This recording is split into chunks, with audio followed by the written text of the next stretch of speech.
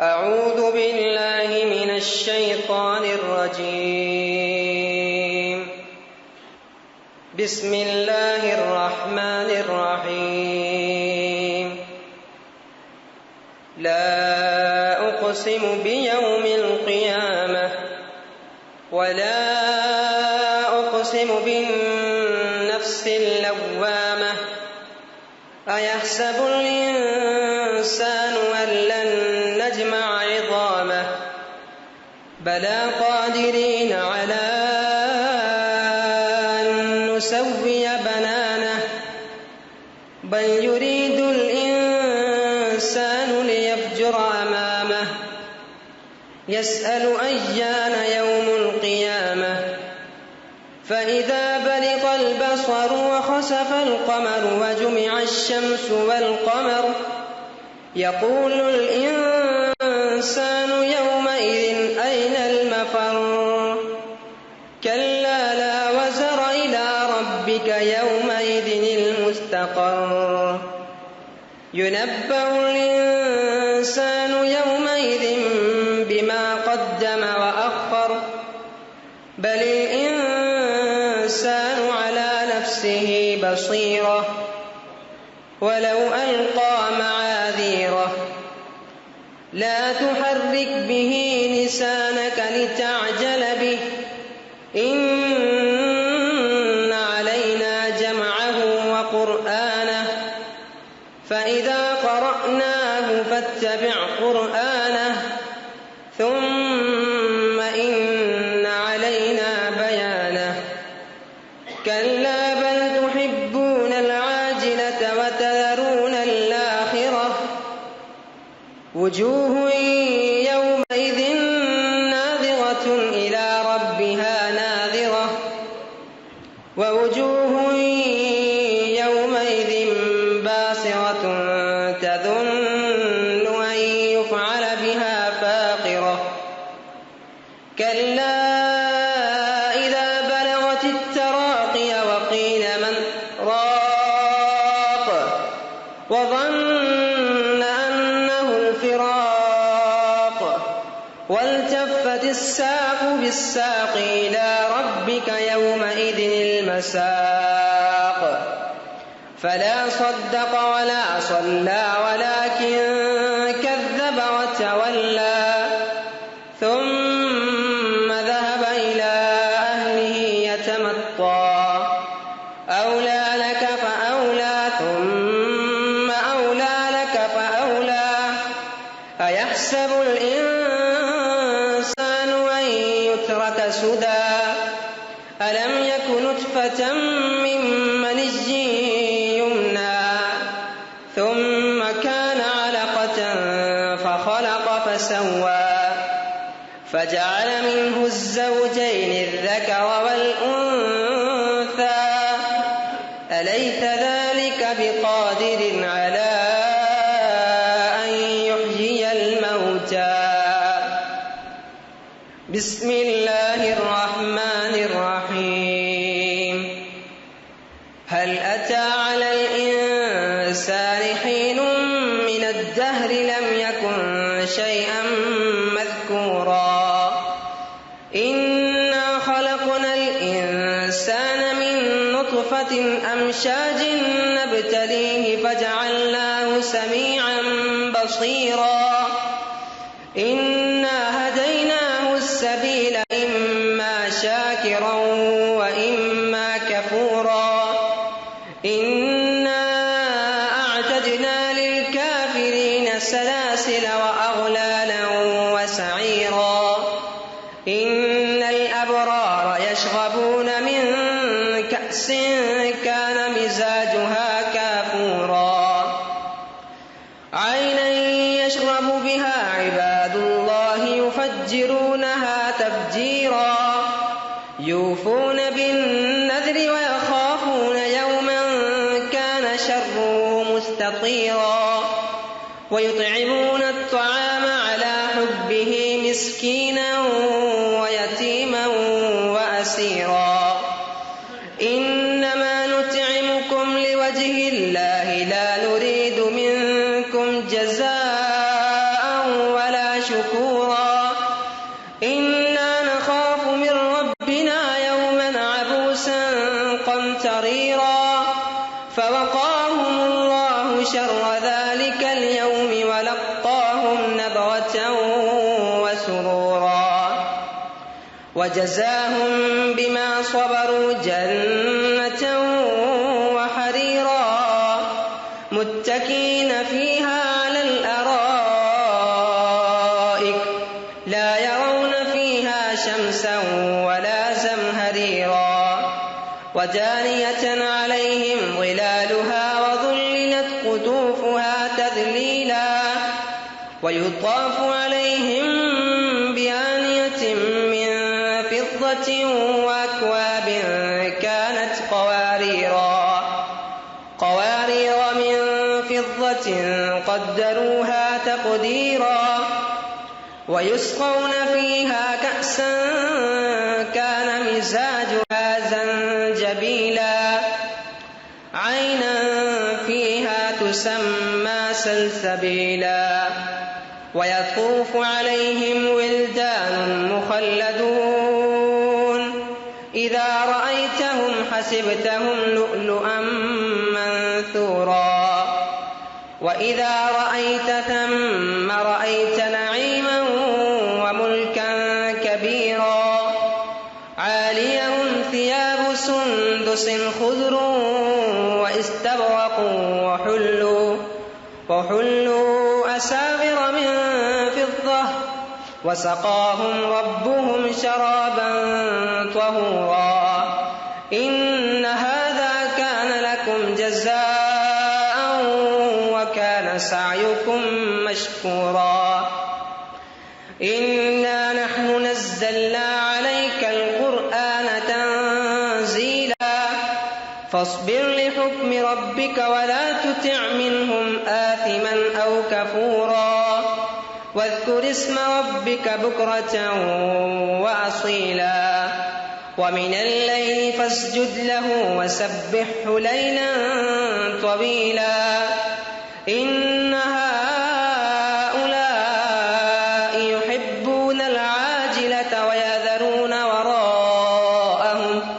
ويذرون وراءهم يوما ثقيلا نحن خلقناهم وشددنا أسرهم وإذا شئنا بدلنا أمثالهم تبديلا إن هذه تذكرة فمن شاء اتخذ إلى ربه سبيلا وما تشاءون إلا أن يشاء الله إن الله كان عليما حكيما يدخل من يشاء في رحمته والظالمين أعد لهم عذابا أليما. السلام عليكم ورحمة الله وبركاته. الحمد لله نحمده ونستعينه ونستغفره ونؤمن به ونتوكل عليه ونعوذ بالله من شرور أنفسنا ومن سيئات أعمالنا من يهده الله فلا مضل له ومن يضلله فلا هادي له ونشهد أن لا إله إلا الله ونشهد أن محمدا عبده ورسوله وصلى الله تعالى على خير خلقه محمد وعلى آله وأصحابه أجمعين أما بعد فأعوذ بالله من الشيطان الرجيم بسم الله الرحمن الرحيم ولا تقف ما ليس لك به علم إن السمع والبصر والفؤاد كل أولئك كان عنه مسؤولا. علم کے بارے میں ہمارے دین نے بہت کچھ اکسایا ہے کہ اہل اسلام علم سے وابستہ رہے. ایجوکیشن، تعلیم یا تعلم، سیکھنا اور سکھانا، یہ دونوں ایسی چیزیں ہیں، خصوصیات ہیں جس پر اسلام نے بڑا زور دیا ہے. اس لیے کہ کسی بھی معاشرے میں ترقی اور اس کی بڑھوتی، اس کی عزت، اس کا احترام، اس کے لیے علم کا ہونا بڑا ضروری ہے. بغیر علم کے کوئی بھی معاشرہ نہ ترقی پاتا ہے اور نہ ہی اس معاشرے کی کہیں عزت ہوتی ہے۔ ہم یہ دیکھتے ہیں کہ پیارے رسول صلی اللہ علیہ وسلم نے اپنی پہلی وحی کو جب حاصل کیا تو سب سے پہلے پڑھنے اور پڑھانے کی بات کی گئی کہ اقرأ بسم ربک الذی خلق، جس میں قلم کی بات بھی آ گئی، کاغذ کی بات بھی آ گئی اور پڑھنے کی بات بھی آ گئی۔ وعلم الانسان، اللہ نے تعلیم دی انسان کو، تو اس میں استاد اور شاگرد کی بات بھی آ گئی۔ یہ علم کیا ہے؟ ہمارے دین میں علم کی جو تعریف کی گئی ہے وہ تعریف نہیں ہے جو دنیا علم کی کیا کرتی ہے۔ ہمارے دین میں علم کی تعریف یہ کی گئی ہے کہ علم نالج پلس عمل، اور اسی کے لیے تربیہ کا لفظ استعمال کیا جاتا ہے کہ علم بھی ہو اور عمل بھی ہو۔ علم کے ساتھ اگر عمل ہے تو یہ صحیح تربیت ہے، اور اگر علم کے ساتھ عمل نہیں تو محض علم ہے مگر تربیت صحیح نہیں ہے۔ نبی علیہ الصلاۃ والتسلیم نے علم کے بارے میں جو باتیں ارشاد فرمائیں، قرآن مجید نے بھی ہم انسانوں کو بڑا ذمہ دار قرار دیا ہے کہ ہم بھی علم حاصل کرنے کے بعد ذمہ داری کا ثبوت دیں۔ مثال کے طور پر ہم پڑھتے ہیں کہ ایک علم نافع ہے، ایک وہ علم ہے جو ہمیں فائدہ دیتا ہے، جس کا بڑا نفع ہے، اور ایک علم وہ ہے جس کا بڑا نقصان ہے، مضر ہے۔ ان دونوں علوم کو قرآن مجید نے ذکر کیا ہے اور نبی علیہ الصلاۃ والتسلیم نے بھی اس کا ذکر کیا ہے۔ مثلا وہ علم جو ہمیں نفع دے سکتا ہے اس کی بھی بڑی تفاصیل ہیں جو قرآن مجید میں بیان کی گئی ہیں۔ مثال کے طور پر ہم جو زندگی لے کے آئے ہیں یہ بڑی قیمتی زندگی ہے، اس کا ایک ایک لمحہ اس قابل ہے کہ اس کو اپنی پوری صلاحیت اور پوری قابلیت کے ساتھ گزارا جائے۔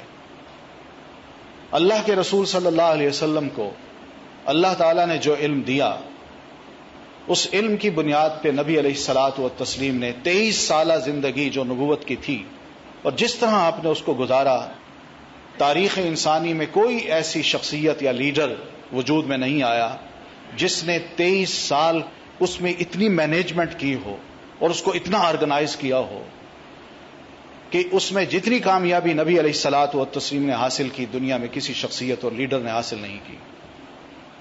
آپ صلی اللہ علیہ وسلم نے علم کے فوائد نہ صرف لوگوں کو بتائے بلکہ خود بھی اس پر عمل کیا۔ علم نافع میں نبی علیہ الصلاۃ والتسلیم کی ایک دعا بھی ہے کہ اللہم انی اعوذ بک من علم لا ینفع، اللہ میں اس علم سے تیری پناہ مانگتا ہوں جو نفع نہ دے، یعنی جو نفع دے وہ میرا مقصد ہے، اور جو نفع نہ دے اس سے میں تیری پناہ مانگتا ہوں۔ وہ علم جو انسان کو نفع دے سکتا ہے وہ حقیقت میں یہی ہے کہ انسان اپنے وقت کا، اپنی صلاحیت کا صحیح استعمال کرے۔ قرآن مجید میں اللہ تعالیٰ نے وَمِمَّا رَزَقْنَاهُمْ يُنْفِقُونَ کی جو بات فرمائی ہے اس کا مطلب بھی یہی ہے کہ مال نہیں بلکہ اپنی صلاحیت اور اپنے وقت کا بھی صحیح استعمال کر کے اللہ کی راہ میں لگائیے، اس کا بھی انفاق کیجیے۔ نبی علیہ الصلاۃ والتسلیم نے جو سبق ہمیں علم کے دیے ہیں میں اس پر آج تھوڑی سی روشنی ڈالنا چاہوں گا، اور جو علم ہمیں نقصان دے سکتا ہے میں اس کے بارے میں بھی تھوڑی سی گفتگو کرنا چاہوں گا۔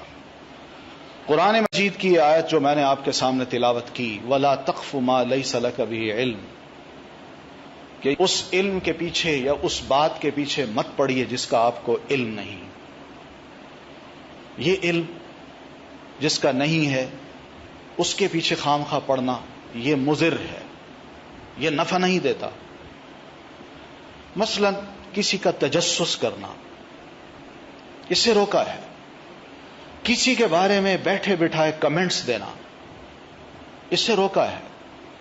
کسی کی غیبت کرنا، اس سے بھی روکا ہے، اس لیے کہ یہ نہ صرف علم میں مضر ہے بلکہ انسان کی اپنی شخصیت بھی ٹوٹ جاتی ہے۔ انسان بھی دوسروں کی نظروں میں گر جاتا ہے. ایسا علم جو کسی کے پیچھے پڑھ کے انسان حاصل کرے اور مقصد صرف یہ ہو کہ ہم دوسروں کو اذیت دینا چاہتے ہیں. قرآن نے فرمایا ولا تقف، اس علم کے پیچھے مت پڑو. اور اس کے بعد بڑی اہم بات یہ فرمائی کہ ان السمع والبصر والفؤاد کل اولئک کان عنہ مسئولا، کہ یاد رکھیے یہ کان جس سے علم حاصل کیا جاتا ہے، اور یہ آنکھ جس سے دیکھ کے انسان کوئی علم حاصل کرتا ہے، اور یہ دل جس کے اندر کوئی بات بیٹھ جاتی ہے، ان تینوں ٹولز کے بارے میں ہم انسان سے پوچھیں گے کہ ان ٹولز کا استعمال درست کیا یا غلط کیا. ایک سوال ہوگا. میں اگر کسی چیز کو اپنے سامنے دیکھتا ہوں تو اس کا یہ مطلب نہیں کہ اس چیز کا سارا علم میں نے حاصل کر لیا، اس لیے کہ میری آنکھ کے سامنے جو کچھ ہے وہ آپ ہیں، مگر آپ کے پیچھے کیا ہے، آپ کے دائیں کیا ہے، آپ کے بائیں کیا ہے، آپ کے نیچے کیا ہے، یہ بہت سے پہلو ہیں جن کی میری آنکھ واقفیت حاصل نہیں کر سکی. یہ بڑی زیادتی ہوگی کہ میں صرف ایک رخ کو دیکھ کر اپنے کمنٹس دوں اور باقی جتنے بھی رخ ہیں ان کے بارے میں لا علم ہوتے ہوئے یقین سے بات کروں اور ایسے یقین کو اپنے دل میں بٹھا لوں. اس لیے کہ اللہ نے یہ جو ٹولز دیے ان کا استعمال درست کرنا یہ ہم پر فرض ہے. اس لیے کہ یہ وہ چیزیں جو انسان کو علم دیتی ہیں، یہ علم غلط بھی ہو سکتا ہے اور درست بھی ہو سکتا ہے. جو صحیح علم ہے اس کے بارے میں دین یہ کہتا ہے کہ جس سے علم سیکھنا ہے وہ صحیح علم پڑھانے والا ہو. علم الانسان ما لم یعلم، وہ علم دے جو نہ جانتا ہو انسان. استاد بھی صحیح ہو اور شاگرد بھی اس خیال سے جائے جو جانتا نہیں میں وہ پوچھنا چاہتا ہوں، جس کا مجھے علم نہیں وہ میں جاننا چاہتا ہوں. اس پر جو بات کہی گئی ہے قرآن مجید کی اسی آیت کو ذرا ریلیٹ کیجئے کہ ہمارے یہ ٹولز ان کا استعمال کیا ہوتا ہے. ہم آنکھ کا استعمال کرتے ہیں، کان کا استعمال کرتے ہیں، دل کا استعمال کرتے ہیں. کتنے ایسے نظریات ہیں، خیالات ہیں جو ہمارے دل میں بس جاتے ہیں ان ٹولز کی وجہ سے. اگر یہ درست ہیں تو بڑی مبارک کوشش ہے، اور اگر خدا نہ خواستہ یہ خیال غلط ہے تو پھر ابو جہل اور ابو لہب کو بھی یہی خیالات آتے تھے. انہی خیالات کی بنیاد پہ اللہ تعالیٰ نے ان کے بارے میں کئی آیات قرآن مجید میں اتاری. ابو لہب کو دیکھ لیجئے، آپ صلی اللہ علیہ وسلم کا چچا ہے. نبی علیہ الصلوۃ والتسلیم نے جب پہلا پہاڑی خطبہ دیا تو یہ سامنے موجود تھا، اور آپ نے جو ارشاد فرمایا وہ یہی بات کہی. ایک سمپل سی بات تھی کہ لوگوں اللہ کا میں رسول ہوں، اور اللہ تعالیٰ نے مجھ پر وحی نازل کر کے مجھے رسول بنایا ہے. میں تمہیں اس بات کی دعوت دیتا ہوں کہ اللہ کی وحدانیت اور میری رسالت کی شہادت دے دو. تفلحوا وتملکوا العرب والعجم، تم یہ شہادت دو، میں ضمانت دیتا ہوں کہ تم کامیاب ہو جاؤ گے، اور تم مکہ کی چھوٹی سی ریاست میں اپنے آپ کو بڑا ثابت کرنے کے لیے گروپس میں تقسیم کیے ہوئے ہو. میں تمہیں ضمانت دیتا ہوں کہ تم دنیا کے بادشاہ بن جاؤ گے. آپ نے صرف یہی بات کہی. اب دیکھیے ابو لہب اپنے ان ٹولز کا استعمال کس طرح کرتا ہے. اس نے سنا، آپ صلی اللہ علیہ وسلم کے ان الفاظ کو سنا، اور آپ کو دیکھا ہوا بھی تھا، اس لیے کہ آپ کا چچا ہے اور نبی علیہ الصلوۃ والتسلیم اس کے بھتیجے ہیں. اور پھر اس کے دل میں جو خیالات تھے وہ خیالات بھی غلط انفارمیشن تھی جو اس نے محض وہم، شک اور گمان کی بنیاد پر اپنے دل میں بٹھا رکھے تھے. اللہ کے رسول کی یہ بات سنتے ہی جو اس نے اپنا رد عمل ظاہر کیا، اس نے یہی کہا تبا لک یا محمد الہذا جماعتنا. محمد بھتیجے تھے نا، آپ چچا ہے، آپ کو یہ لفظ کہتا ہے محمد صلی اللہ علیہ وسلم، تمہارے ہاتھ ٹوٹ جائیں تمہارا ستیہ ناس ہو، تم نے ہمیں اسی مقصد کے لیے یہاں جمع کیا ہے. یہ اس نے لفظ کہے.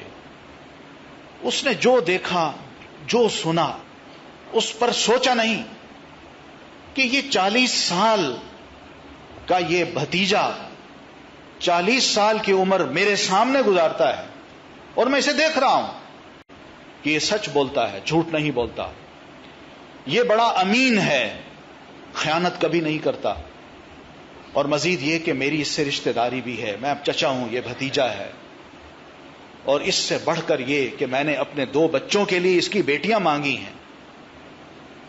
آخر کچھ تو مقام تھا نبی علیہ الصلوۃ والتسلیم کا، مگر وہ نہیں دے پا رہا. اس نے اپنے ان ٹولز کا غلط استعمال کیا، بہت غلط، جس کا شدید رد عمل یہ آیا کہ آپ صلی اللہ علیہ وسلم کو برا بھلا کہا اور پبلکلی کہا. اب اپنے گھر کے لوگ، گھر کے بھیدی اس قسم کی لنکا ڈھائیں تو پھر سوچئے عام پبلک کیا سوچے گی. دنیا حق بات کو سننے کے لیے ان ٹولز کا صحیح استعمال نہیں کرتی. یہ بہت بڑے مجرم ہیں رب کی نظر میں. اللہ تعالیٰ فرماتے ہیں لہم قلوب لا یفقہون بہا، یہ لوگ ایسے ہیں جن کے دل ہیں مگر اپنے ان دلوں کے ذریعے سوچتے نہیں، سمجھتے نہیں. وَلَهُمْ أَعْيُنٌ لَا يُبْصِرُونَ بِهَا، اور ان کی آنکھیں بھی ہیں مگر یہ اپنی آنکھوں سے دیکھتے نہیں. نبی علیہ الصلوۃ والتسلیم 40 سال ان کے سامنے رہے مگر انہوں نے آپ صلی اللہ علیہ وسلم کی سیرت کو دیکھنے کے باوجود اس کا انکار کر دیا. یہ اچھا انسان نہیں ہے، اس نے غلط بات کہہ دی ہے، ناقابل برداشت ہے. وَلَهُمْ أَعْيُنٌ لَا يُبْصِرُونَ بِهَا وَلَهُمْ آذَانٌ لَا يَسْمَعُونَ بِهَا، ان کے کان بھی ہیں مگر کانوں سے صحیح باتیں سننے کی ان کو توفیق نہیں.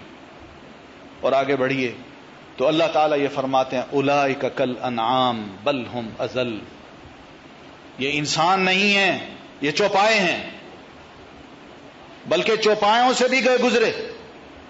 اس لیے کہ چوپائے کو کوئی اس کا مالک جب پچکارتا ہے، اپنے قریب بلاتا ہے تو وہ دوڑتا ہوا آتا ہے. وہ کم از کم اپنے مالک کی اطاعت تو کرتا ہے، اس کی بات تو سنتا ہے. مگر ان کی حالت یہ ہے کہ ان کے مالک کی بات ان کو کی جا رہی ہے مگر یہ نہیں سن رہے.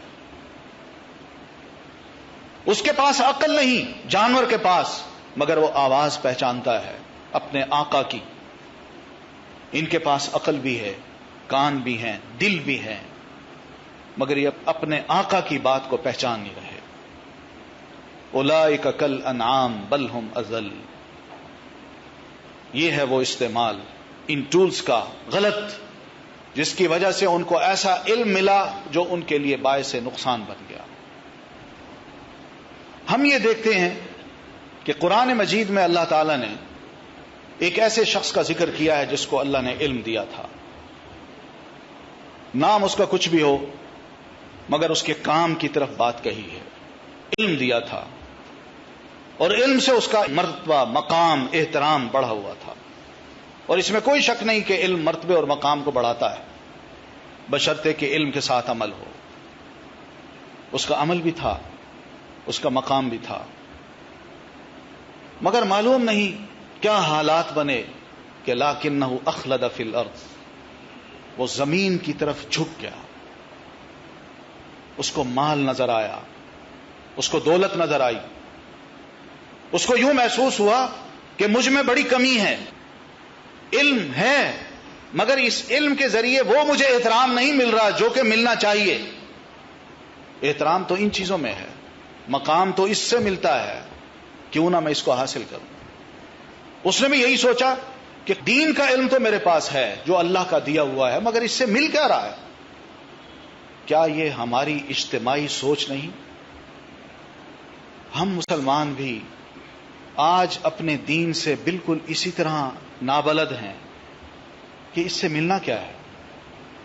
اگر اس کو ہم حاصل کر لیں تو کیا ملے گا سوائے اس کے کہ ہم معاشرے میں لو کاسٹ کے لوگ بن جائیں گے، معاشرے نے ہمیں کوئی عزت نہیں دینی. اور یہ بدبخش معاشرہ،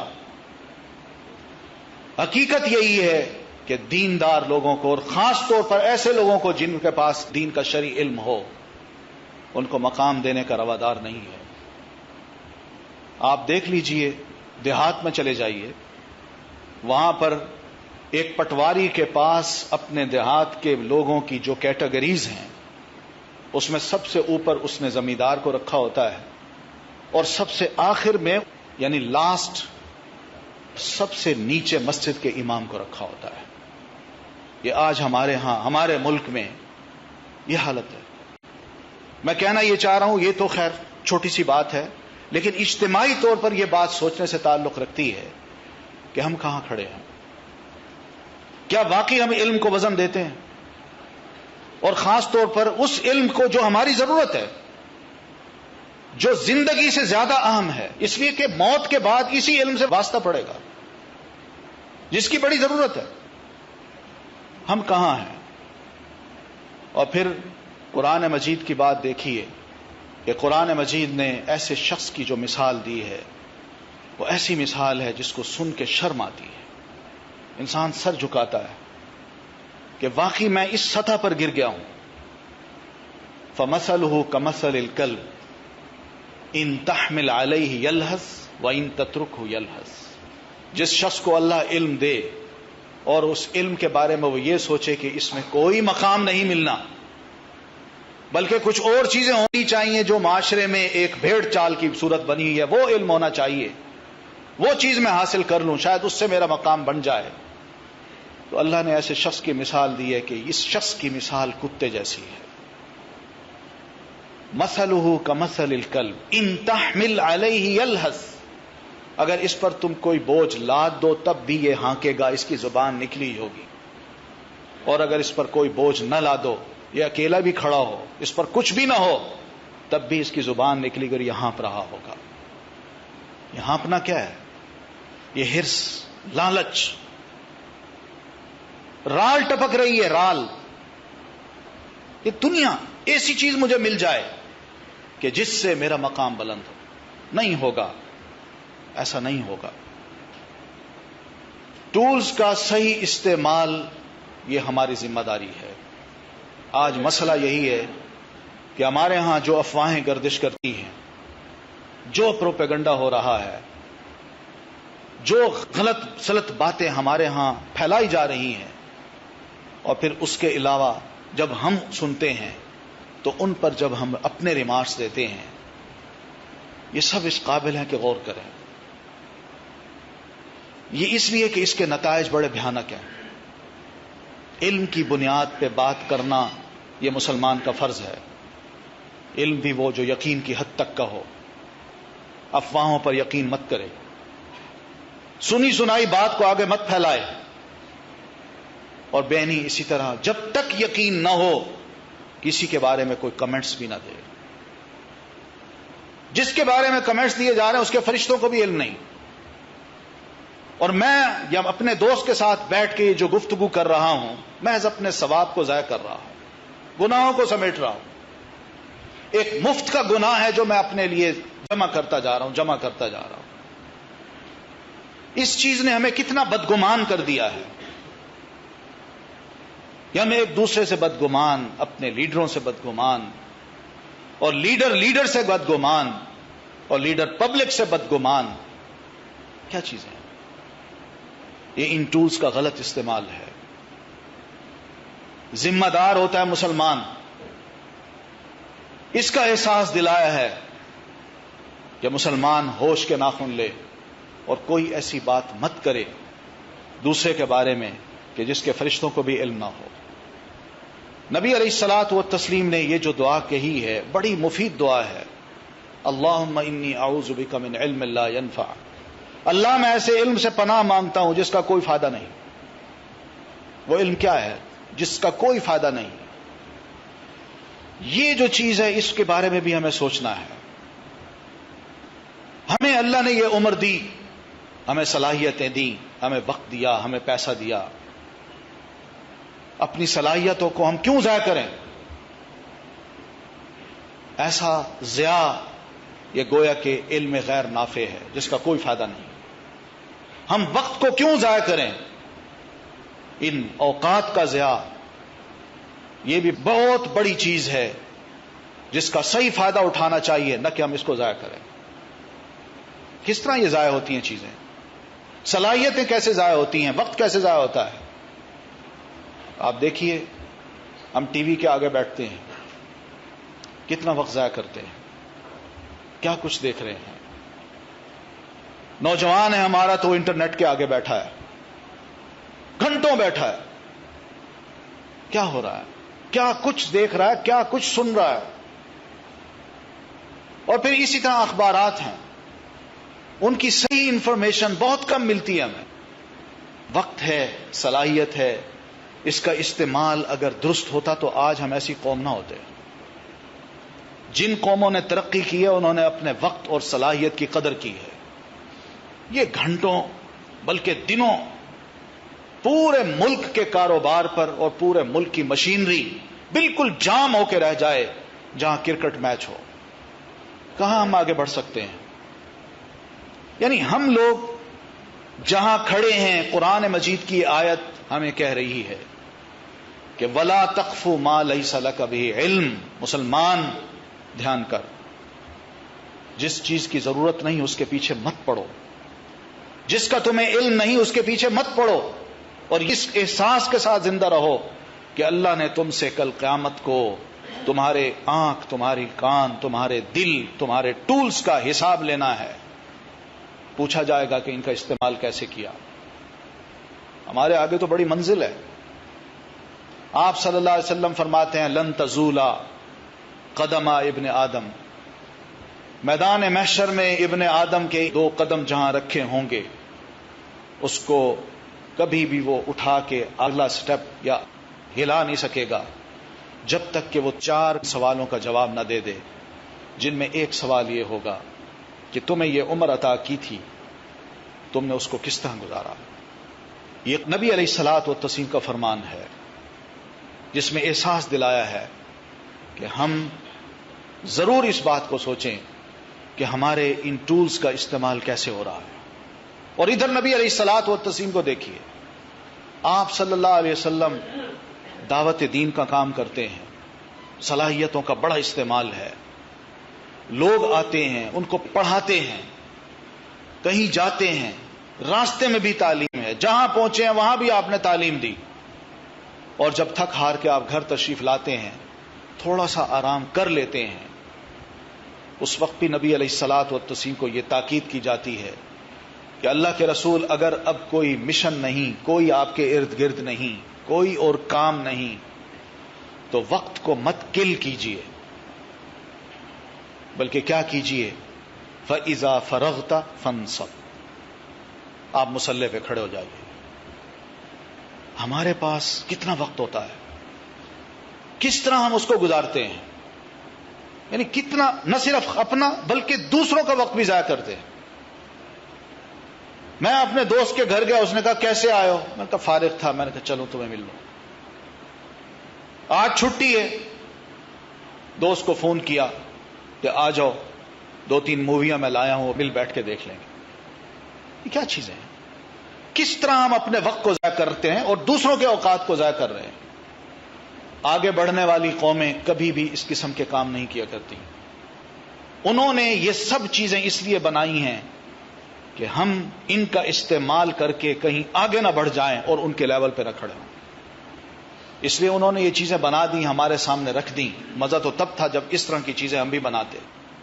آج ہم دوسروں کے محتاج ہیں اور دوسروں کی چیزوں سے فائدہ اٹھاتے ہیں اور سمجھتے ہیں کہ نئی چیزیں ہیں، جبکہ ان کے لیے پرانی اور بوسیدہ ہو چکی ہیں. وہ ان چیزوں کو دیکھنے کے روادار نہیں، نہ ان کا استعمال وہ کرتے ہیں. وہ بہت حد تک آگے بڑھ چکے ہیں اور ہم بہت حد تک پیچھے ہیں. وجہ کیا ہے؟ یہ احساس ان کے ہاں زندہ ہے کہ ہم نے، پھر وہی بات آتی ہے کہ اپنی سماعت، اپنی بصارت اور اپنے دل، اس کا صحیح استعمال کرنا ہے. وہ کرتے ہیں، ان کا حق ہے کہ وہ کریں، اور جب وہ کرتے ہیں تو ان کا حق ہے کہ وہ آگے بڑھیں، اور جب وہ آگے بڑھتے ہیں تو پھر ان کا حق ہے کہ وہ دوسری قوموں پہ چھا جائیں. اور جو پیچھے رہ جاتے ہیں ان کو بھی سزا ملتی ہے. بہت سے معاملات ہیں، بہت سے معاملات جن کے بارے میں ہمیں ضرورت ہے سوچنے کی۔ ہم یہ دیکھتے ہیں کہ مسائل ہمارے ارد گرد بہت ہیں، اپنے بھی مسائل ہیں اور بہت سے اور مسائل بھی ہیں جو ہمارے ارد گرد ہیں۔ ان مسائل کی بنیاد انہی ٹولز کا غلط استعمال ہے۔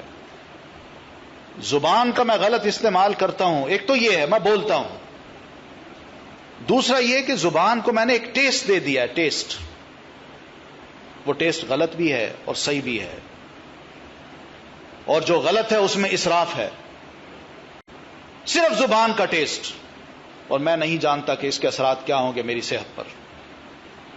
یہ بیماریاں جو مختلف قسم کی آج ہمارے اندر وجود پا چکی ہیں، اس کا سبب یہ بھی ہے کہ زبان کے ٹیسٹ کو ہم نے اتنا بڑھا دیا آگے، اتنا بڑھا دیا ہے کہ اللہ کے رسول کی وہ سنت ہم بھول گئے۔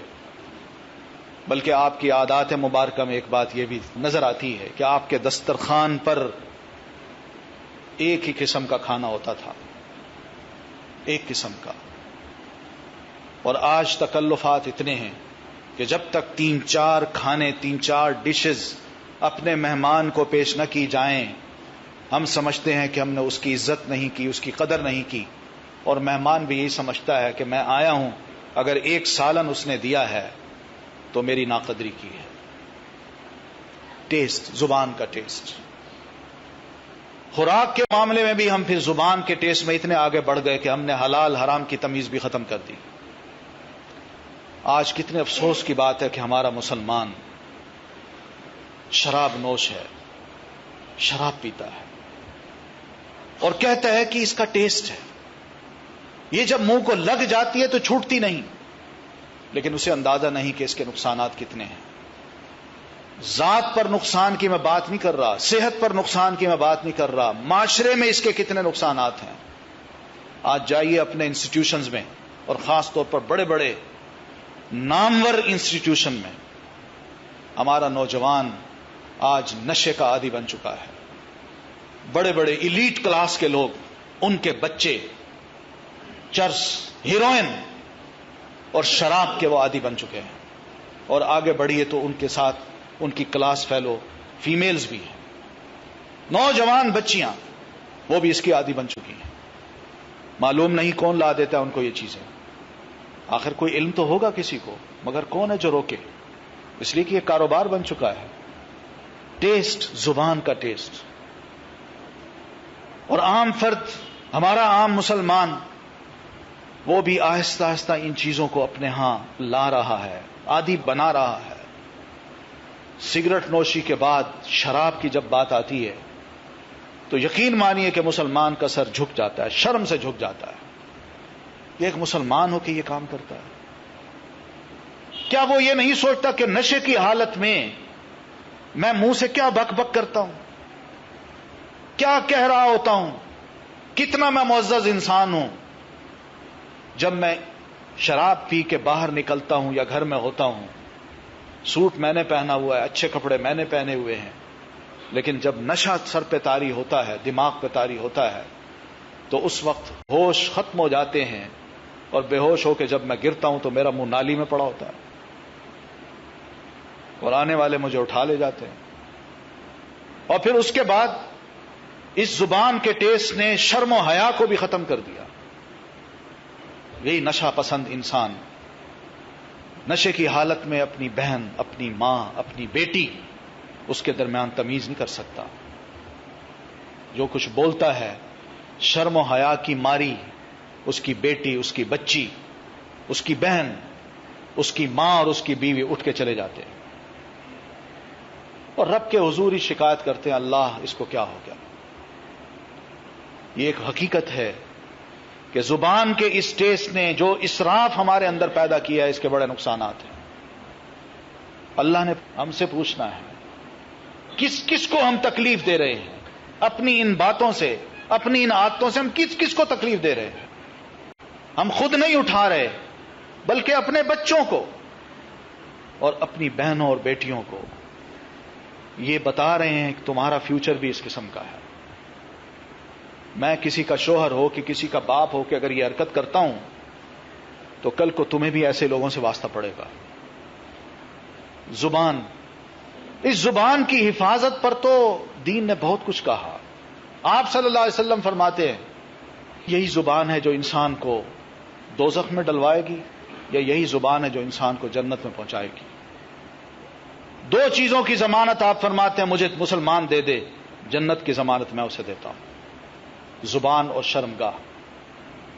زبان کا ٹیسٹ بدلے اور اس میں افراط آ جائے، زیادتی ہو، تو پھر دیکھیے انسان کی شہوت کس طرح اس کو انگیخت کرتی ہے، کتنے اس کے خیالات خراب ہوتے ہیں، اور پھر کس طرح جرائم پیشہ افراد میں اس کا داخلہ ہو جاتا ہے.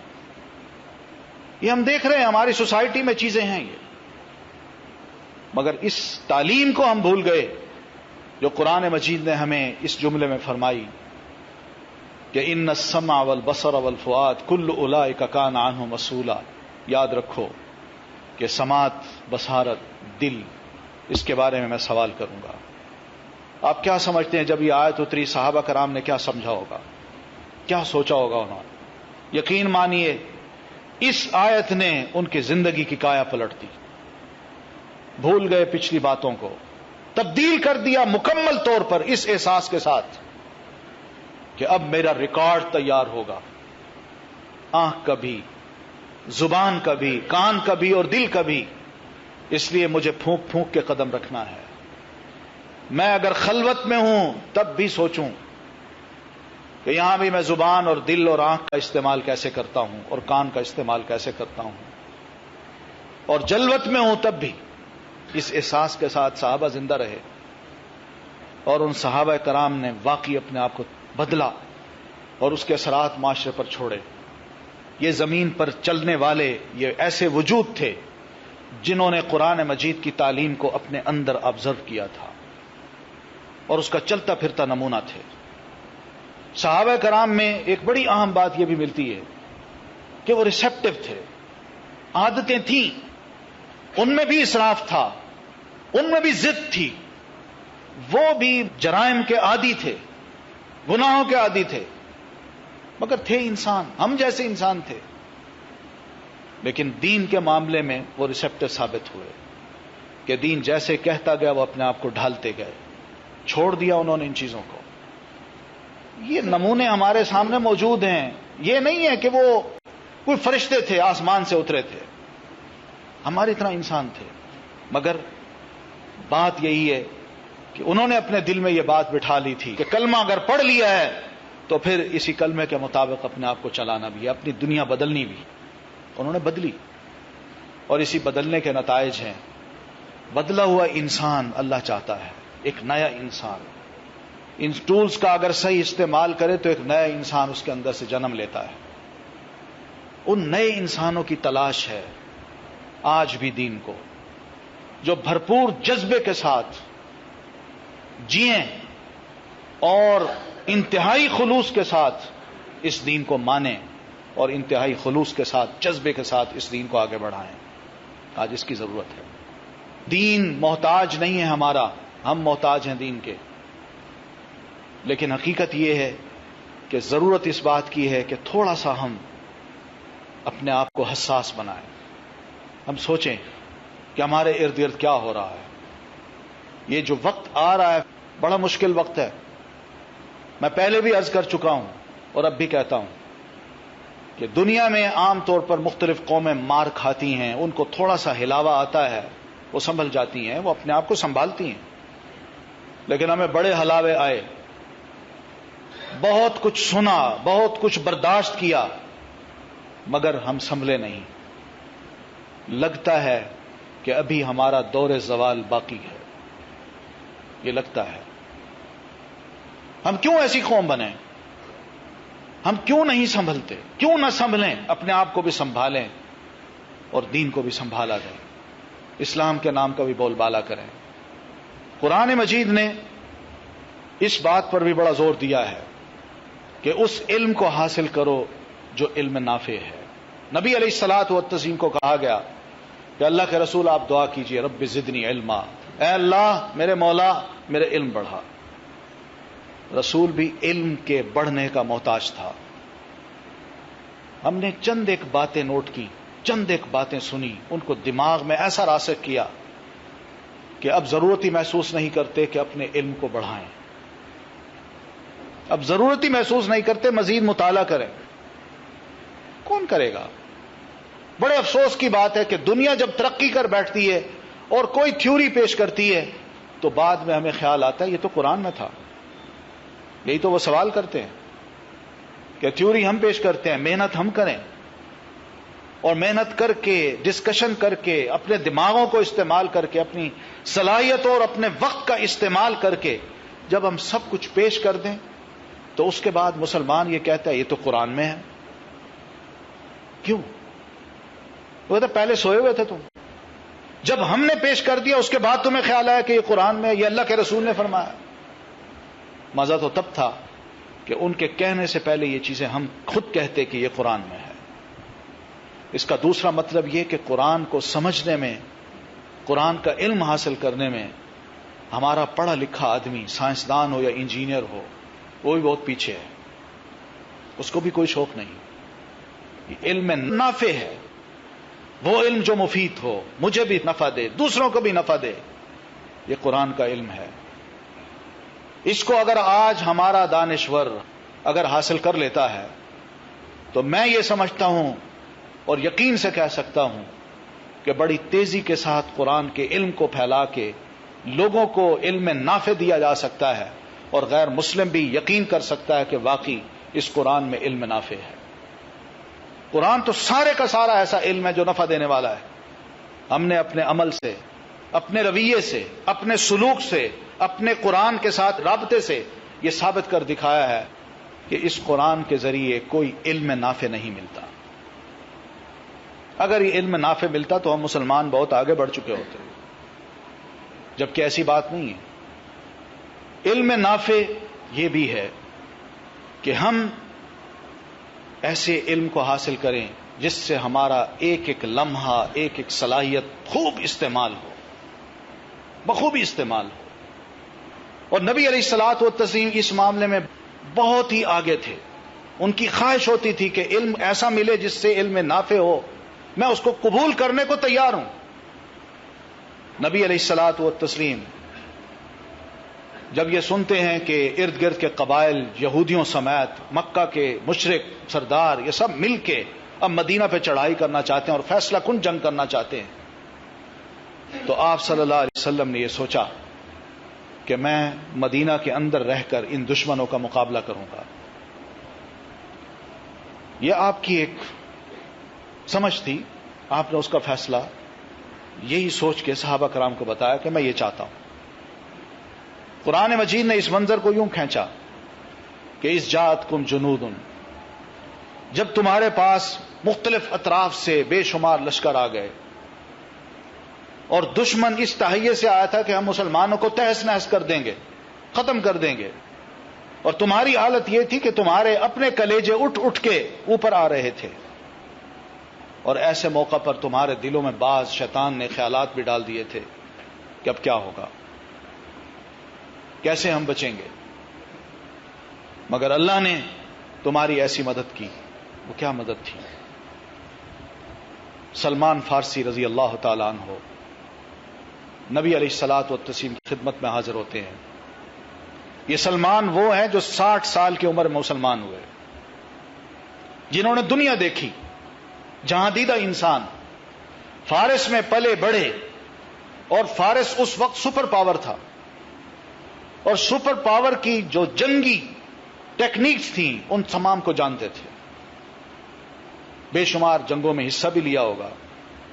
نبی علیہ الصلوۃ والتسلیم سے عرض کرتے ہیں اللہ کے رسول، کیا یہ اللہ کا فیصلہ ہے؟ اللہ نے آپ کو کہا ہے کہ آپ نے گھروں کے اندر مدینہ میں رہ کے دشمن کا مقابلہ کرنا ہے؟ آپ فرماتے ہیں نہیں، ایسی بات نہیں ہے. سلمان عرض کرتے ہیں اللہ کے رسول پھر میری ایک رائے سنیے. ہم فارس کے لوگ جب جنگ لڑتے تھے اپنے دشمن کے ساتھ تو اپنے علاقوں سے نکل کے میدان میں آتے تو اپنے آگے ایک بڑی خندق کھود لیتے تھے، گہری بھی ہوتی تھی اور چوڑی بھی ہوتی تھی. دشمن پرے ہوتا تھا، وہ جب چاہتا کہ ہم پر اٹیک کرے تو ہمارا اپنا فرد لڑنے والا سپاہی وہ ایک تو گہری کھائی خندق میں کھڑا ہے مسلح ہو کے اور دوسرے پار کھڑے ہیں، دشمن اگر پھلانگنا چاہتا ہے تو نیچے سے ہمارا سپاہی اس کو قتل کر دیتا تھا، اس کے دو ٹکڑے ہو جاتے تھے، یا اگر اس سے بچ کے اس نے پھلانگ لی خندق تو آگے کھڑے ہوئے سپاہی اس کو سنبھلنے سے پہلے ہی ختم کر دیتے تھے۔ اللہ کے رسول یہ ایک ٹیکنیک ہے جس کو آپ چاہیں تو شاید مفید ثابت ہو۔ نبی علیہ الصلوۃ والتسلیم نے اس رائے کو قبول کیا۔ یہ وہ چیز ہے جو میں کہنا چاہتا ہوں، اس رائے کو قبول کیا۔ یہ جو قبول کرنا یہ کیا ہے؟ یہ وہ علم ہے جو نافع ہے اور آپ نے اس کو قبول کیا۔ یہ دوسرے کی ٹیکنالوجی ہے، مگر ایک مسلمان جو پہلے مسلمان نہیں تھا وہ اپنے ملک کی ٹیکنالوجی مسلمان ہونے کے بعد مسلمانوں کو دینا چاہتا ہے تو نبی علیہ الصلوۃ والتسلیم نے اس کے قبول کرنے میں کوئی ہچکچاہٹ محسوس نہیں کی، آپ نے لے لی۔ اور پھر ہم جانتے ہیں کہ کتنا فائدہ ہوا، کتنا فائدہ مسلمانوں نے اٹھایا، ورنہ ناممکنات میں سے نظر آتا تھا کہ مسلمان جیت سکے۔ کئی دن تک وہ خود حیران تھے اہل مکہ اور قبائل عرب کہ یہ محمد صلی اللہ علیہ وسلم روز کوئی نئی نئی باتیں لے آتا ہے، حتیٰ کہ ٹیکنالوجی میں بھی یہ اتنا ایڈوانس ہے۔ اس لیے کہ ہماری تاریخ یہ بتاتی ہے کہ جب کبھی بھی ہم نے خطہ عرب میں کوئی جنگ لڑی ہے تو خندقیں کھودنے کا سوال ہی پیدا نہیں ہوتا، کوئی ہماری تاریخ میں اس کا وجود ہی نہیں ملتا، یہ کہاں سے لایا ہے؟ مگر اللہ کے رسول نے صلی اللہ علیہ وسلم نے یہ نئی بات لا کے مشرکین کو، اپنے مخالفوں کو حیران کر دیا۔ یہ علم تھا۔ آپ صلی اللہ علیہ وسلم نے مشرکین مکہ کو جب قید کیا بدر کی لڑائی میں تو ان مشرکین سے بھی یہ لفظ کہے کہ میں تم سے کوئی پیسہ نہیں لینا چاہتا، تم فدیہ دینا چاہتے ہو، پیسے دینا چاہتے ہو، میں وہ لینا چاہتا، اور تم پر کوئی ظلم نہیں کرنا چاہتا، تمہیں قید بھی نہیں کرنا چاہتا، تمہاری آزادی کا پروانہ صرف اور صرف یہی ہے کہ تمہارے پاس جو گر ہیں لکھنے اور پڑھنے کے وہ ہمارے مسلمان بچوں کو سکھا دو۔ انہوں نے سکھائے، صحابہ کی اولاد نے، مسلمان بچوں نے وہ سیکھے، اور پھر اس کے بعد اللہ کے رسول نے ان کو آزاد کر دیا وعدے کے مطابق۔ یہ کیا چیز تھی کہ غیر مسلم مشرک اس کے پاس جو علم ہے، نافع علم، وہ مسلمان لیں، اپنے بچوں کو دیں، خود سیکھیں، دوسروں کو سکھائیں، اور اپنے ہاں علم کا ایک چلن وہ لوگوں کو دکھائیں کہ ہاں ہم بھی اب پڑھنے لکھنے کے قابل ہو رہے ہیں اور آگے بڑھ رہے ہیں۔ آپ صلی اللہ علیہ وسلم جب مدینہ میں تشریف لائے ہجرت کے وقت تو انصار بزرگوں نے ایک نوجوان کو آپ کی خدمت میں پیش کیا کہ اللہ کے رسول یہ زید ابن ثابت ہے، اس کو قرآن مجید کی یہ صورتیں یاد ہیں، اور ہم میں کا ایک منفرد نوجوان ہے جس پر ہم بڑا فخر کرتے ہیں۔ آپ صلی اللہ علیہ وسلم نے زید کے اندر جب یہ صلاحیتیں دیکھی اور پرکھ لی تو فرماتے ہیں زید تم ایک کام اور بھی کرو، صلاحیتیں ہوں تو ان کا استعمال دیکھیے اللہ کے رسول کس طرح کرواتے ہیں۔ آج افسوس کی بات ہے، حقیقت یہ کہ ہمارے نوجوانوں کی صلاحیتیں ضائع ہو رہی ہیں، ان کو کوئی گائیڈ کرنے والا نہیں۔ وہ ڈگری لینے کے لیے سوچتے ہیں کہ ہم معاشرے میں رہنے والے افراد فیوچر کے مطابق کچھ تو ایسی ڈگری لیں کہ جب ڈگری لے چکیں تو معاشرے میں ہم کوئی فائدہ مند ثابت ہوں، ان کو مشورہ دینے والا کوئی نہیں۔ آپ صلی اللہ علیہ وسلم فرماتے ہیں زید میرے پاس جو آتے ہیں وہ عربی بھی جانتے ہیں اور اپنی زبان بھی، میرے ساتھ جب بیٹھتے ہیں تو عربی میں بات کرتے ہیں، مگر جب انہوں نے میرے بارے میں کوئی کمنٹس دینے ہو اسلام کے بارے میں تو وہ آپس میں اپنی زبان میں گفتگو کرتے ہیں۔ میری خواہش ہے کہ تم یہودیوں کی ہیبرو زبان سیکھ لو۔ نبی علیہ الصلوۃ والتسلیم کا کہنا ہو، اور صحابہ وہ تو آپ کے حکم پر سب کچھ نچھاور کرنے کو تیار ہو جاتے تھے۔ زید نے یہ نہیں سوچا کہ اللہ کے رسول میرے پاس تو وقت نہیں، میں کھاؤں گا کہاں سے، یہ تو بڑی مشکل زبان ہے، پڑھائے گا کون، سکھائے گا کون، کس انسٹیٹیوشن میں جاؤں، کہاں پڑھوں۔ زید نے یہ نہیں سوچا، لیکن یقین مانیے تاریخ میں ہے، حدیث کی کتابوں میں ہے، روایات میں آتا ہے کہ زید نے ہیبرو زبان صرف اور صرف 17 دنوں میں سیکھ لی، لکھنا بھی، پڑھنا بھی، سمجھنا بھی جان لیا۔ ایک جذبہ، ٹولز کا صحیح استعمال، کہ ہمیں اللہ نے جو کچھ دیا ہم کیوں ان کو ضائع کریں، ان کا صحیح استعمال کیوں نہ ہو۔ نبی علیہ الصلوۃ والتسلیم سمجھتے تھے کہ معاشرے کی ضرورت کیا ہے۔ آج مسئلہ یہ ہے کہ ہمارا نوجوان بیکار ہے، اقلیتیں یہاں غیر مسلم اقلیتیں، وہ کیا کر رہی ہیں؟ انہوں نے اپنے نوجوانوں کو ضائع نہیں کیا۔ ان کے ہاں اپنا ایک تھنک ٹینک ہے سینئر لوگوں کا، یہیں اسی ملک میں، عیسائی ہوں یا جو گمراہ فرقے ہیں ان کی میں بات کر رہا ہوں، اور غیر مسلموں میں قادیانی ہوں، ان کے اپنے تھنک ٹینکس ہیں جو اپنے نوجوانوں کو ٹارگٹ کرتے ہیں کہ انہوں نے اب ایف ایس سی کر لی ہے، اس نے ایف اے کر لیا ہے، اس نے ایف ایس سی کر لی ہے، تو اس کو گائیڈ لائن دینے کے لیے یہ افراد سامنے آتے ہیں، اس کو بلاتے ہیں اور اسے کہتے ہیں کہ تم اس فیلڈ میں جاؤ، ان کو پتا ہے کہ کہاں کہاں کمی ہے، تم اس فیلڈ میں جاؤ، تم اس میں جاؤ، تم اس میں جاؤ، اور وہ جاتے ہیں۔ کوئی سی ایس ایس کا امتحان دے رہا ہے، کوئی ڈاکٹر بن رہا ہے، کوئی انجینئر بن رہا ہے، کوئی ایم بی اے کر رہا ہے، کوئی ایم سی ایس کر رہا ہے، مختلف جو فیوچر جو نظر آتا ہے کہ کس میں ویلیوز ہوں گی، کس کی قدر کی جائے گی، اس میں ان کو گائیڈ کرتے ہیں۔ اور صرف گائیڈ کرنا نہیں، پوری سپورٹ بھی ہوتی ہے۔ اگر وہ اس قابل نہیں کہ پیسے خرچ کر سکے تو وہ پیسہ بھی دیتے ہیں، اس کی ذمہ داری بھی لے لیتے ہیں، اور پورے اہتمام کے ساتھ اس کے ساتھ چلتے ہیں، گاہے بگاہے اس کی خبریں بھی وصول کرتے ہیں کہ بڑھ رہا ہے کہ نہیں، کوئی پریشانی تو نہیں۔ اور آج نتیجہ یہ ہے کہ ہم لوگ اس ملک میں رہتے ہوئے، میں تعصب کی بات نہیں کر رہا، میں اپنے قصور کی بات کر رہا ہوں، اپنی کوتاہیوں کی بات کر رہا ہوں۔ آج حقیقت یہ ہے کہ محرم کے 10 دن جب گزرتے ہیں تو دیکھیے میڈیا کا استعمال، دنیا یہ باور کرتی ہے کہ اس ملک میں کوئی بھی سنی مسلمان نہیں ہے، دنیا یہ باور کر چکی ہے۔ یہ ملک تو سارے کا سارا اہل تشیع کا ہے۔ اخبارات کی طرف آئیے، انگلش اخبار ہوں، جرائد ہوں، میگزینز ہوں، روزانہ کے اخبار، ان میں دیکھ لیجیے اکثریت ایسے لوگ قادیانی ہوں گے یا دوسرے ہیں۔ ہم کہاں ہیں؟ ہم محض نعرے لگانے کے لیے آئے ہیں؟ یعنی ان لوگوں نے اپنے آپ کو آگے بڑھایا، وہ مختلف پوزیشنز پہ آ کے بیٹھ گئے۔ وہ ایک فرد جو بیٹھا ہے وہ اتنا طاقتور ہے کہ اگر ہمارے 10,000 افراد بھی باہر سڑک پہ کھڑے ہو کے جو احتجاج کریں، مروائیں اپنے آپ کو، گولیاں ان کو مار دی جائیں، مگر اس کو کوئی ہلا نہیں سکتا۔ یہ ایک حقیقت ہے۔ ہم جاگیں۔ یہ میں پھر عرض کروں گا، یہ تعصب کی بات نہیں، محض یہ کہہ رہا ہوں کہ ہماری کوتاہیاں ہیں، ہم سوئے ہوئے ہیں۔ دنیا کہاں جا رہی ہے اور ہم کہاں کھڑے ہیں؟ ہم کن چیزوں کے پیچھے پڑے ہوئے ہیں؟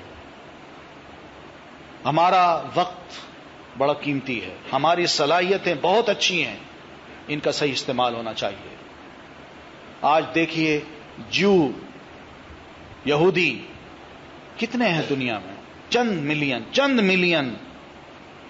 آپ کسی مسلمان ملک کا، اسی پنجاب ہو یا سندھ ہو، اس کا چھوٹا سا ایریا کراچی لے لیجئے، کراچی کی جو آبادی ہے اس سے بھی کم تعداد ہے جوز کی، لیکن ان جوز نے کیا کیا ہے، کس طرح انہوں نے اپنے آپ کو آرگنائز کیا، اور آج کہاں کھڑے، کتنے طاقتور ہیں۔ اس کی وجہ یہی ہے کہ ان لوگوں نے اپنے بچوں کو یہ سکھایا ہے، بیٹا اگر تم نے صفائی کرنے والا بھی بننا ہے، گھر میں جھاڑو دینے والا بھی بننا ہے، تو اس میں تم نے ایکسپرٹ ہونا ہے، کوئی نقص نہ ہے تمہارے عمل میں، وہ دیکھنے میں کوئی چیز ایسی نظر نہ آئے کہ لوگ اس پر اعتراض کریں کہ اس میں یہ کمی رہ گئی۔ اور دیکھ لیجئے ان کو، اکانومی ہے تو ان کے ہاتھ میں ہے، دنیا کی ساری دولت اکثریت ان کے ہاتھ میں ہے، اور اس دولت کی بنیاد پہ وہ پورے ملکوں کو ہلا رہے ہیں، دنیا کو ہلا رہے ہیں۔ انہوں نے سب سے برا بدلہ جنگ عظیم جو دوسری تھی اس کے بعد عیسائی دنیا سے لیا ہے. اس لیے کہ عیسائی تھے جنہوں نے جنگ عظیم دوم میں یہودیوں کا قتل عام کیا. یہ مسلمان نہیں تھے، عیسائی تھے. ہٹلر عیسائی تھا. جب انہوں نے دیکھا کہ یہ لوگ ہماری جان کے درپے ہیں اور ہم سے دشمنی کرتے ہیں، بمشکل بچے ہیں، تھوڑی ہماری تعداد باقی رہ گئی ہے، سر پکڑ کے بیٹھے ہیں. اور یہی سوچا، پلاننگ کی. چھوٹا سا دماغ ہے لیکن دیکھیے کتنی دور کی کوڑی لاتے ہیں.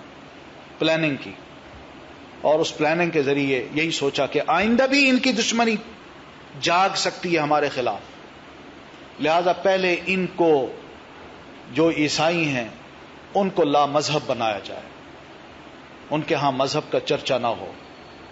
ان کی سوسائٹی کی جو قدریں ہیں ان کو ہم کھوکھلا کر دیں، جڑوں کو کھوکھلا کر دیں، ختم ہو جائیں یہ. اور پھر جو انہوں نے پیسہ فلوٹ کیا اور دیا انہوں نے مختلف لوگوں کو، اور ریسرچ کروائی، اور اس میں نئی نئی چیزیں مارکیٹ میں فلوٹ کر دی، جس میں بے حیائی بھی تھی، بہت کچھ آیا، فحاشی بھی تھی، آزادی بھی تھی، اور آزادی کا نعرہ بلند کیا. اور نتیجہ یہ نکلا کہ یورپ ہو یا نارتھ امریکہ ہو، اس کے رہنے والے عیسائی، ان کے معاشرے کی جڑیں بالکل کمزور ہو گئیں، اور اتنی کمزور ہو گئیں کہ لوگ فیملی سسٹم کو بھی بھول گئے. حرام کے بچے وہاں پیدا ہونے لگے، چرچ بکنے لگے، اور یہ اب تک ہے. اب وہ گاڈ لیس سوسائٹی ہے جو اللہ کو ماننے والی نہیں ہے، وہ اس قسم کی سوسائٹی بن گئی. پھر اس سے پہلے اس نے ایک کام یہ بھی کیا کہ یو این او قائم کی، اور یو این او کا جو ماٹو رکھا وہ جال رکھا، ویب. اور اس ویب کا مطلب بھی یہی تھا کہ اب دنیا کو ہم نے اس شکنجے میں جکڑنا ہے. حتیٰ کہ یو این او کی جو بلڈنگ ہے وہ بھی کسی جیو نے ڈونیٹ کی، اور پھر اس کے تحت بینکس بنائے، I M F, world bank, سلامتی کونسل، یہ سب چیزیں بنائیں کہ جن کا کردار سوائے اس کے اور کچھ نہیں کہ یہ اسپائڈر کی طرح اپنا جال پھیلاتے ہیں اور انسانوں کو اس جال میں لاتے ہیں، اور پھر دور بیٹھ کے صرف اپنی سوئی ڈال کے اس کو سک کرتے ہیں، اور یہ کہتے ہیں ہم نے مارا تو نہیں ہے، ہم نے تو کچھ نہیں کیا. افریقہ ہو یا بہت سے اور ممالک دنیا کے جہاں آج بھوک ہے، جہاں بچے جب مرنے لگتے ہیں تو پیچھے ان کے گدھ بیٹھی ہوتی ہے کہ یہ ابھی مرے گا اور ختم ہوئے گا، گرے گا تو میں اس پر ٹوٹ پڑوں گی اور اس کو کھا جاؤں گی. اور پھر وہاں بھوک، دولت مند ملک، سونا اگلنے والے، بہترین الماس، پتھر، مختلف قسم کے سٹونز وہ دینے والے ملک آج بھوک کا شکار ہیں. ان پر قرضے کا بوجھ لاد کے چند لوگوں کو مسلط کر کے ساری دولت سمیٹ لی اور قوم کو بھوکا مارا. یہ کام بھی کیا، اور ادھر یہ کام کیا کہ سوسائٹی میں، یورپ کی اور نارتھ امریکہ کی سوسائٹی میں بے دینی اور فحاشی کو عام کر کے ان کے بالکل جڑوں کو کھوکھلا کر دیا. یہ کام کرنے کے بعد اب وہ متوجہ ہوا مسلمانوں کی طرف کہ اب مسلمان کے جو ٹولز ہیں ان کو خراب کیا جائے، ان کو بھی اسی طرح بنایا جائے، ان کا بھی استعمال غلط ہو.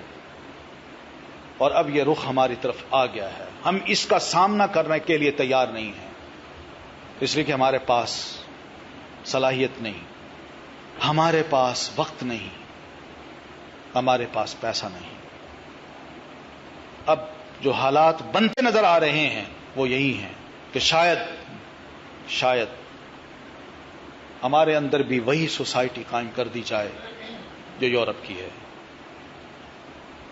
یہ محض بات ہے کہ ہم دہشت گردوں کو ختم کر رہے ہیں. یہ تہذیب کی لڑائی ہے، اور تہذیب کی لڑائی بد تہذیبی سے ہے، وہ فحاشی ہے. اور تہذیب جو اسلام کی ہے اس کو ختم کرنے کی ایک لڑائی ہے. لن ترضى عنك اليهود ولا النصارى حتى تتبع ملتهم. یہ ملت جو ان کی ہے اس کو فالو کرنے کی لڑائی ہے. کہ جو ہمارا کلچر ہے، جو ہماری تہذیب ہے، اس کو فالو کیجیے. ہم کیسے کریں؟ کس طرح کریں کہ جس سوسائٹی میں نکاح نام کی چیز ہی نہیں، گرل فرینڈ بوائے فرینڈز کا تصور ہو، وہاں سیکس کو اس طرح عام کر دیا جائے کہ جس میں کوئی تمیز ہی نہ رہے. ہم اس تہذیب کو کس طرح قبول کریں جہاں مردوں کی مردوں سے شادیاں ہوتی ہوں؟ ہم اس تہذیب کو کیسے مانیں جہاں بوڑھے بزرگوں کو گھروں سے نکال کے الگ گھروں میں ڈال دیا جائے کہ جن کا کوئی پرسان حال ہی نہ ہو؟ یہ لڑائی ہے، مان لیجئے یہ لڑائی ہے، اور بڑی زبردست لڑائی ہے جو ہمارے گھروں میں آ چکی ہے.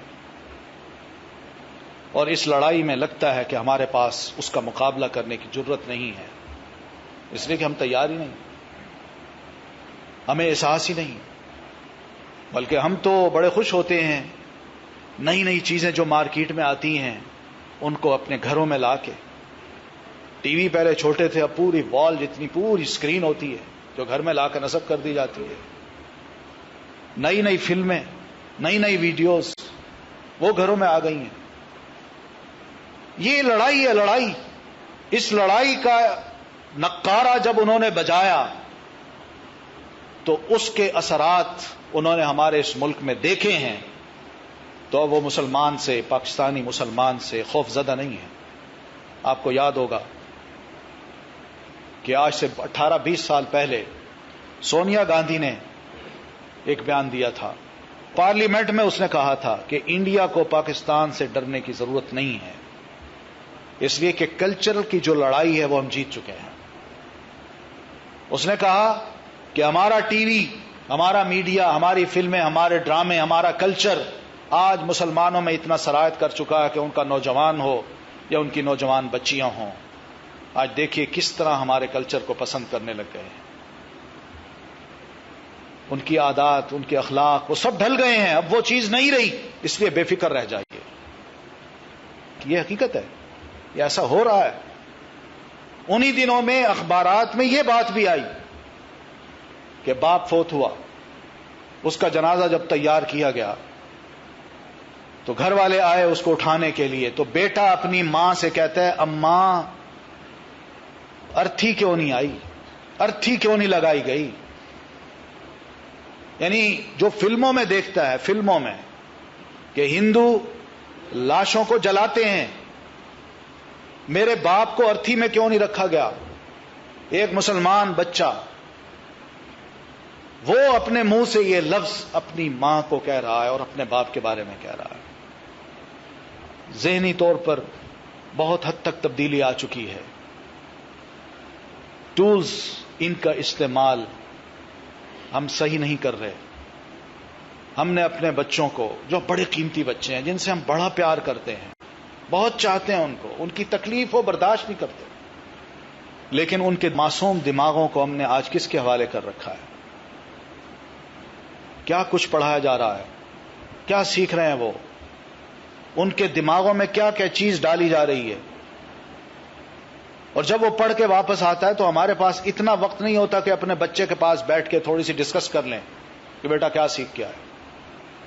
پیسہ میرا، محنت میری، ہزاروں روپے کی فیس میں دوں، بچہ میرا، لیکن اس کا دماغ میں کسی دوسرے کو دے دوں، اور جب وہ بڑا ہو تو امید رکھوں کہ بہترین فرما بردار بیٹا بنے گا. استعمال صحیح ہونا چاہیے. ان السمع والبصر والفؤاد کل اولئک کان عنہ مسئولا. ان سب کے بارے میں اللہ نے ہم سے پوچھنا ہے. اس کے لیے ہمیں تیار ہونا چاہیے. احساس، مسئولیت کا احساس، ذمہ داری کا احساس.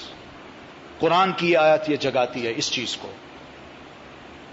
بحیثیت ایک مسلمان کے ہمیں یہ ضرور سوچنا چاہیے کہ ہم خود، ہماری اپنی اولادیں، ہمارے اپنے بچے، اپنے رشتہ دار، ان کی صلاحیتوں کا اور ان کے وقت کا صحیح استعمال کی کچھ پلاننگ کرنی چاہیے.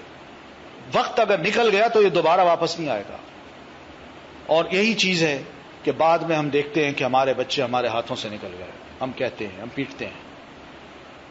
نبی علیہ الصلوۃ والتسلیم کی سیرت سے یہی پتہ چلتا ہے کہ آپ صلی اللہ علیہ وسلم نے اس پر بڑا زور دیا ہے. آپ لمحہ بلمحہ اپنے پیغام کو دوسرے تک پہنچاتے ہیں تاکہ کچھ تو اچھی باتیں سن لے, کچھ تو اس کے دل میں بات ڈال دی جائے. آپ کوئی موقع ضائع نہیں کرتے,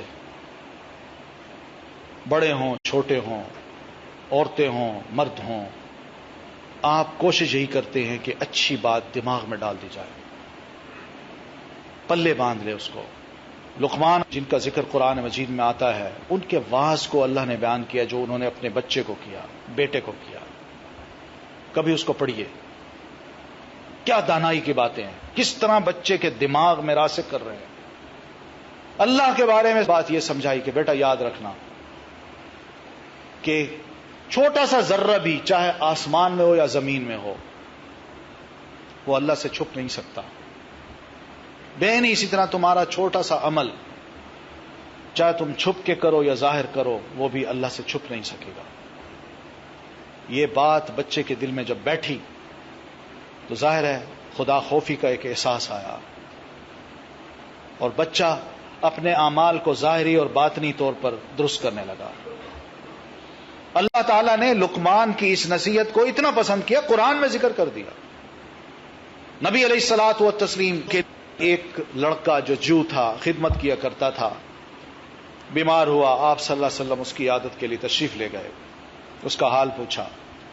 بچے کی حالت بڑی خراب تھی, کافی بخار تھا اس کو. باپ بھی دیکھتا ہے کہ ابو القاسم نبی علیہ الصلوۃ والتسلیم تشریف لائے ہیں میرے بچے کی عادت کے لیے, وہ بھی جو ہے. آپ صلی اللہ علیہ وسلم اٹھتے ہیں اور جاتے جاتے بچے سے فرماتے ہیں اسلم, بیٹا اسلام لے آؤ. اب بچہ دیکھ رہا ہے سامنے والد ہے, ادھر اللہ کے رسول ہے. کبھی وہ والد کی طرف دیکھتا ہے اس بیماری کی حالت میں اور کبھی نبی علیہ الصلوۃ والتسلیم کو دیکھتا ہے. لیکن باپ یہ کہتا ہے بیٹا اطیع ابا القاسم, ابو القاسم کا کہنا مان لو. جو کی خصوصیت یہ ہے حق کو جانتے ہیں مگر ضد اور ہٹ دھرمی سے حق کو قبول نہیں کرتے. مگر اس موقع پر اس نے دیکھا کہ بیٹا جا رہا ہے اور وہ جانتا بھی ہے کہ جو اگر مرتا ہے جو کی حالت میں اس ایمان پر مرتا ہے تو اس کا انجام بہتر نہیں. وہ اس کو تو نصیحت کر رہا ہے کہ اطیع ابا القاسم, بیٹا ابو القاسم کا کہنا مان لو. اور بچے نے جو ہی باپ کی بات سنی کہتا ہے اشہد ان لا الہ الا اللہ واشہد ان محمد رسول اللہ. آپ صلی اللہ علیہ وسلم گھر سے باہر نکلے, کچھ قدم چلے ہی تھے کہ آپ کو اطلاع دی گئی کہ اللہ کے رسول وہ فوت ہو گیا ہے. آپ نے فرمایا الحمدللہ الذی انقذہ بی من النار, میں اس اللہ کا شکر ادا کرتا ہوں کہ میں نے اس کو وزٹ کیا اور آ کے میں نے اس کو تھوڑی سی نصیحت کی اور میری اس نصیحت کو اس نے قبول کیا. یہ قبول کیا ہے؟ ٹولز کا استعمال. اس نے قبول کیا اور اس وجہ سے اللہ تعالیٰ نے اس کو دوزخ کی آگ سے بچا لیا. یہ دوزخ میں جانے سے بچ گیا. تھوڑی سی نصیحت, تھوڑا تھوڑا قطرہ قطرہ ضرور ٹپکائیے بچوں کے دماغوں میں, اپنے بھائیوں میں خیر کی بات کیجیے. اور وہ باتیں رخصت ہونی چاہیے ہمارے اندر سے کہ جس میں وقت کا ضیاع ہو, جس میں صلاحیتیں ضائع ہوتی ہوں اور جس میں ایک دوسرے کی غیبت ہو, تجسس ہو اور ایک دوسرے کے بارے میں خام خواہ کا پروپیگنڈا ہو. یہ چیزیں ہمارے اعمال کو جہاں اکارت کرتی ہیں وہ ہماری صلاحیتوں کو بھی برباد کرتی ہیں اور ہمارے وقت بھی ضائع ہوتے ہیں. یہ ایک حقیقت ہے جو ہمارے اندر موجود ہے. ہم اپنی صلاحیت کو اگر درست سمت پہ لگا دیں اور ان چیزوں کو خیر بات کہہ دیں تو میں پھر بھی سمجھتا ہوں کہ انشاءاللہ ہمارے اندر بہت بڑی تبدیلی آ سکتی ہے. ضرورت اس بات کی ہے کہ ہم قرآن مجید کی اس آیت کی طرف توجہ دیں. پھر آخر میں یہ بات میں عرض کرنا چاہوں گا کہ الہدا جس کو آپ جانتے ہیں کوشش یہی کر رہا ہے کہ بات جو کی جائے ٹولز کا صحیح استعمال کروایا جائے اور اس احساس کو زندہ کیا جائے کہ آنکھ، کان، دل، زبان، اس کا استعمال درست ہو. اور یہ چیزیں قرآن مجید کی تعلیم سے ہی حاصل ہوتی ہیں، اللہ کے رسول صلی اللہ علیہ وسلم کی سیرت کو پڑھنے سے ہی حاصل ہوتی ہیں، اس کے بغیر نہیں حاصل ہوتی.